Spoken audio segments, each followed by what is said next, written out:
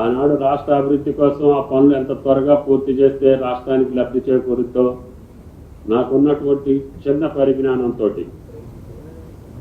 ఆ రోజు ఇరిగేషన్ శాఖలో కూడా నేను అంతకుముందు ప్రభుత్వాలు కొద్ది రోజుల్లో ఉండే అవకాశం ఉంది కాబట్టి నాకు తెలిసిన కాడికి ఈ రాష్ట్ర ప్రజానీకానికి రైతాంగానికి లాభం జరిగేటటువంటి సూచనలే చేశాం. అటువంటిది మీరు ఈ రకమైనటువంటి క్యాబినెట్ రాకుండా క్యాబినెట్ అప్రూవ్ చేసింది అన్ని కరెక్ట్గానే చేశాము, అందరిది ఉమ్మడి నిర్ణయం అని చెప్పేటటువంటి మాట కరెక్ట్ కాదు అని చెప్పి రాజేంద్ర గారికి రాష్ట్ర ప్రజలు కూడా విజ్ఞప్తి చేస్తుంది.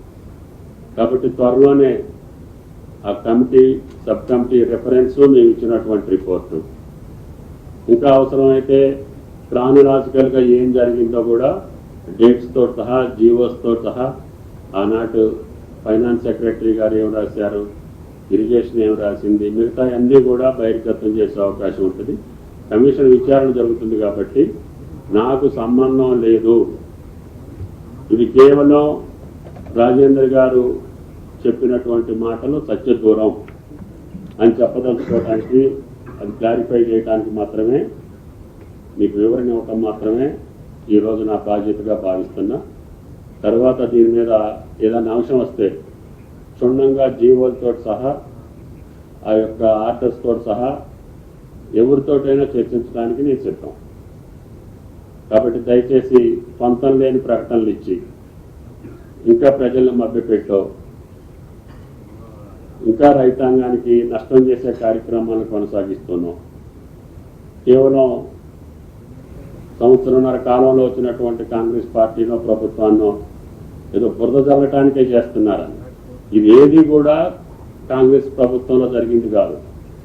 శాంక్షన్స్ మీరే ఇచ్చారు, అప్పటికి క్యాబినెట్ అప్రూవల్ లేదు, రివైజ్డ్ మీరే చేశారు, ఎస్టిమేట్స్ మీరే చేశారు, ఫండ్లు మీరే చేశారు.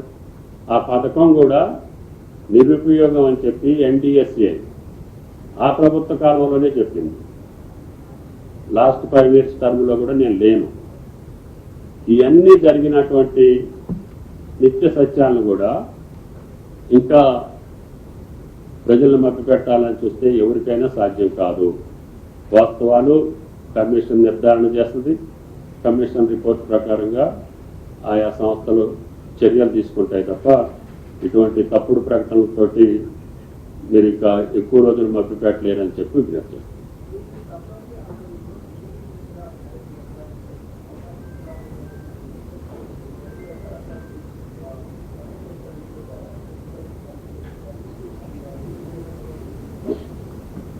ఆ రోజుకి ఎగ్జిస్టింగ్ ప్రాజెక్టులు ఏదైతే టెండర్స్ పిలిచారో, ప్రాణహిత కావచ్చు, దేవాదులు కావచ్చు, ప్లెట్రో కెనాల్ కావచ్చు, కాంతాలపల్లి, ఆ పనులు పూర్తి చేయటానికి గ్యాప్ వచ్చింది, అర్ధంతరంగా మిగిలిపోయిన పనులు. ఆ పనులు పూర్తి చేయాలంటే ఆ కాంట్రాక్టర్లకే ఇవ్వాలా, లేదు ఎస్టిమేట్స్ బూస్ట్ చేసి ఎక్కువ చేసుకున్నారు అనుకుంటే మళ్ళీ స్విచ్ ఛాలెంజ్ ద్వారా కానీ రీటెండర్ తోట కానీ రివైజ్ చేసి అయినా సరే కొత్త టెండర్లు పిలవాలా. ఆ పనులు పూర్తి చేయడానికి మీ సబ్ కమిటీ యొక్క సూచనలు చేయమని చెప్పి మాత్రమే ఆ సబ్ కమిటీ యొక్క సారాంశం.